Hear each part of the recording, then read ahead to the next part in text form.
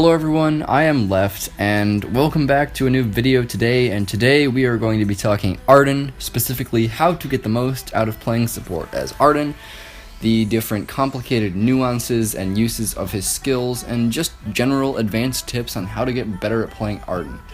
So, before I get into anything about Ardan, I get this question so many times in the comments on Twitter, etc. What is your tier? How good are you? So, I have compiled screenshots of every single season trophy I've ever gotten, and they are going to play in a montage now. So there you go, here is my tier, and I hope you guys all see this so you can stop spamming the comments with how good are you, what tier are you.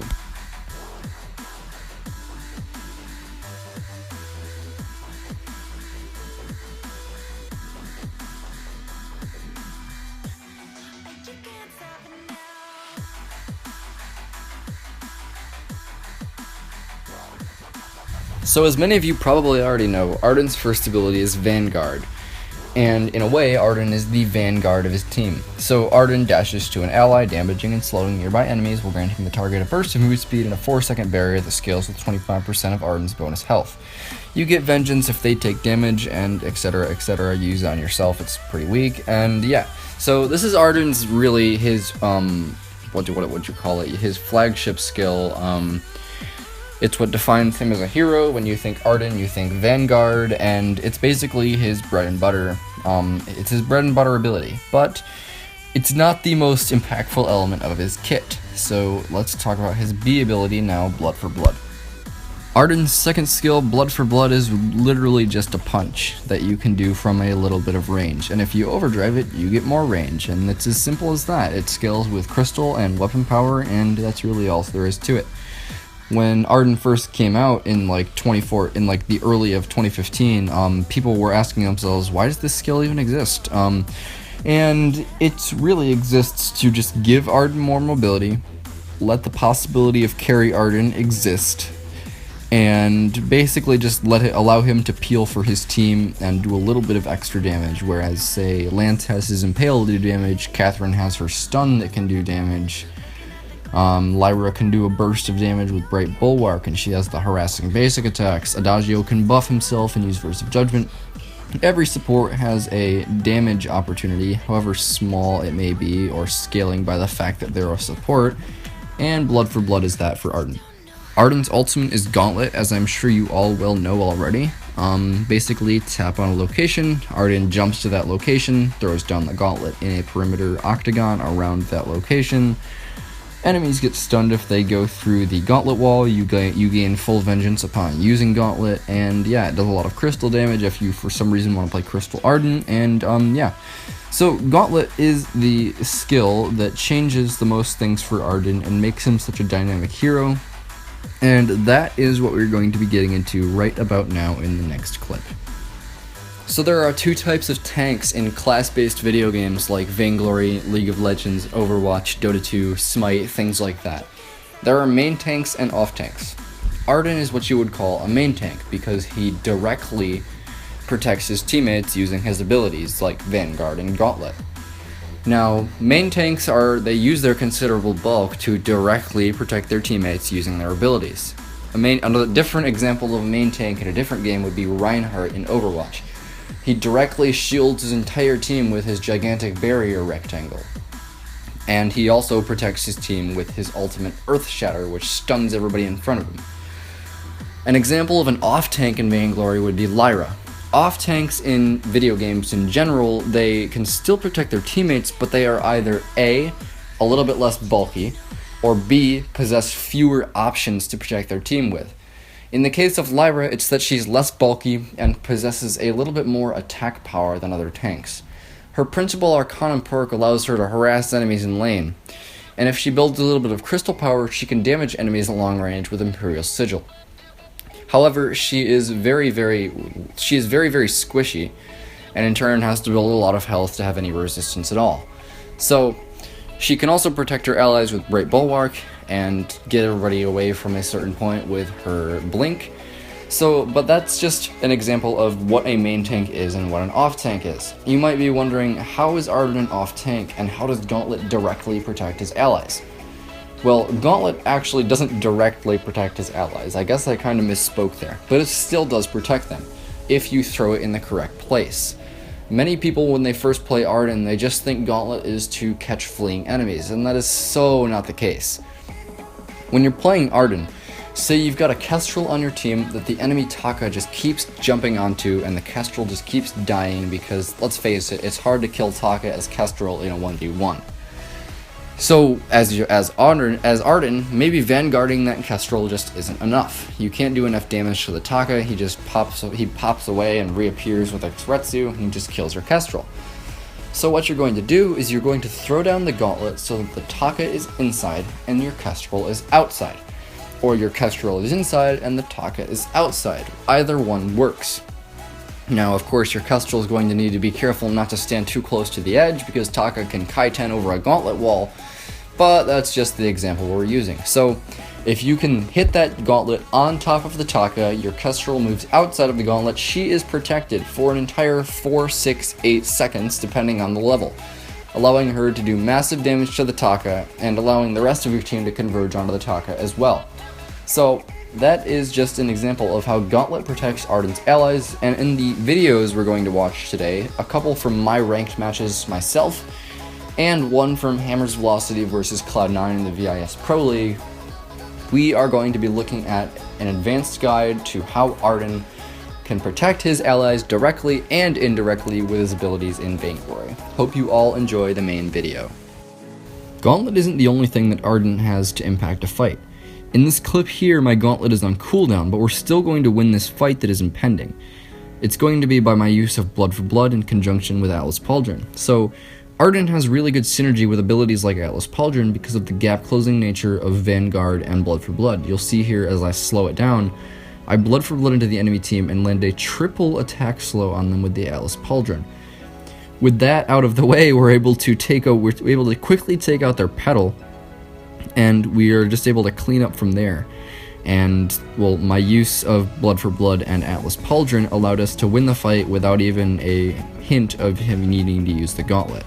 So Ardan can be impactful even if his Gauntlet is on cooldown. You just have to know how to use Vanguard and Blood for Blood correctly in conjunction with your other items. Next clip is actually going to show you how to create space with Gauntlet for your allies. So the Petal is attacking me here, and my Gauntlet is up and off cooldown. What we're going to be wanting here is my Kestrel to be able to do damage to the Adagio and the Petal, and for us to collapse down, since Blackfeather is in the bottom bush out of sight, we're going to want to collapse down as 3 into this tri-bush with being able to isolate the Vox with the Gauntlet. So here I lift off from the ground, about to throw down the Gauntlet, Blackfeather coming up from the bottom, Kestrel coming in from the top with Glimmer Shots, and Petal and Adagio caught in the middle. So you can see Blackfeather's damage is going to come up through the bottom, Kestrel's damage is going to come over the top, and if you were Petal, you would want to trampoline right onto our Kestrel and blow her up with spontaneous combustion. And that's a great plan, but it's not going to work when I have the Gauntlet down. The Vox is going to be isolated because the Gauntlet is going to go down in the top of the mustache bush, not allowing him to come down, and he is a little bit out of position, and that is what we take advantage of in this fight. So, with Petal stunned up from this Gauntlet, as you're going to see, Kestrel is going to be free to do her damage to Petal's minions and just her hero herself, and Adagio is just going to be cleanup. Vox is also still going to be in this fight, I believe, but as you can see here as it unpauses, the Gauntlet is going to create space for Kestrel, keep Petal from aggressing onto Kestrel, we're going to take her out, Vox is isolated, Adagio is still trapped in, and now my team kind of splits up, which is a little bit of a bad thing. We just leave the Adagio alone and kind of go on to the Vox instead, but we end up turning back around and killing the Adagio. So overall, use of Gauntlet allows Kestrel to stay alive against an annoying Petal. So this next example is from another game between Cloud9 and Hammer's Velocity in the VIS Pro League, and Cloud9 is starting to take the gold mine, which you might think is a bad idea because all of Hammer's Velocity is right there, and Gabe Vizzle is actually going to throw down the Gauntlet, proving that it's a trap.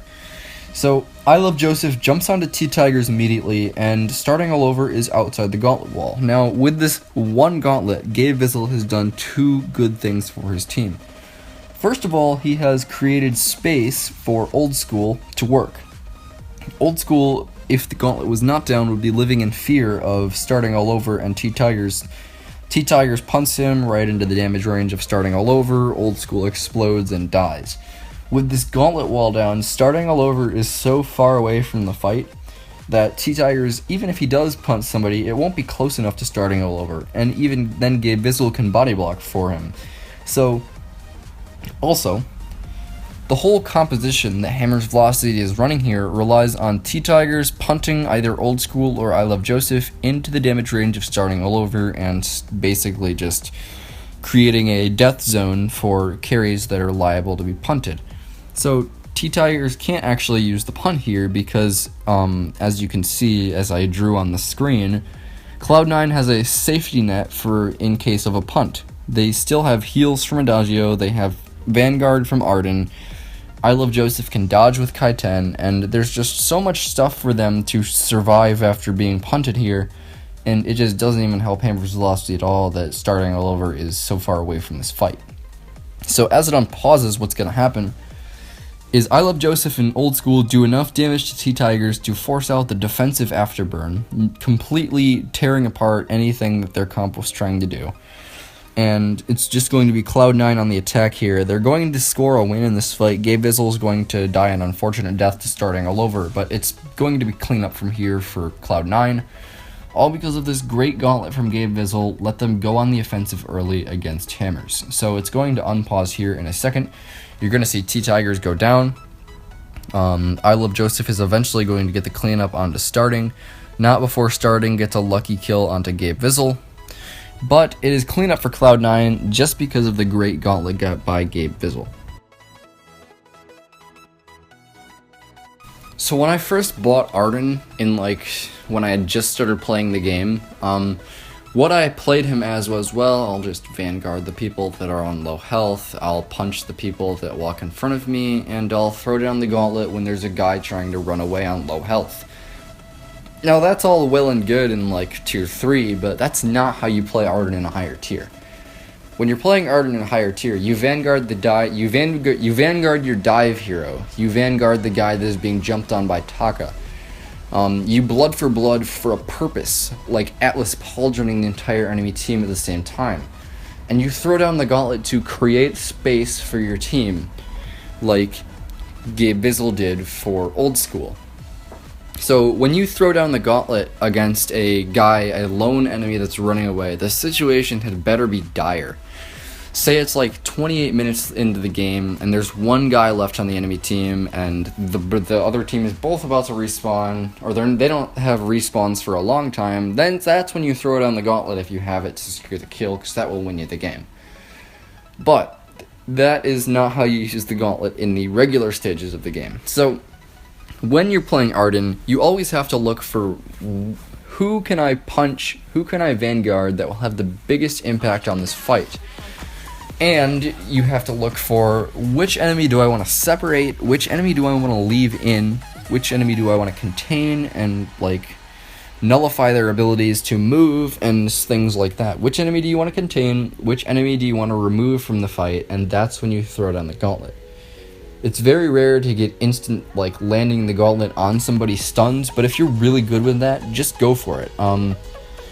When an enemy gets stunned by the gauntlet in the middle of a fight, it's a really it's a really shocking experience, and well, they can make a split-second decision to either move into the gauntlet or move out of it, and most of the time they're going to move into the gauntlet, which is just going to create an even better situation for yourself. So the panic of being stunned by the gauntlet can cause enemies to move into even worse positions for themselves after they come out of the stun. So if you're really good at landing stuns like that, then yeah, go for it. So that is really all I've got to say today about Ardan. I hope you enjoyed this video. I hope you enjoyed my analysis. Do you want to see more videos like this? Do you want me to do more competitive analysis? I know there's not really very many tournaments going on right now, but once the actual spring season starts up, I'm going to be really busy on those competitive analysis videos. So yeah, I hope you all enjoyed, learned something useful. If you enjoyed the video, please subscribe, it really helps me out, and I'll see you all later.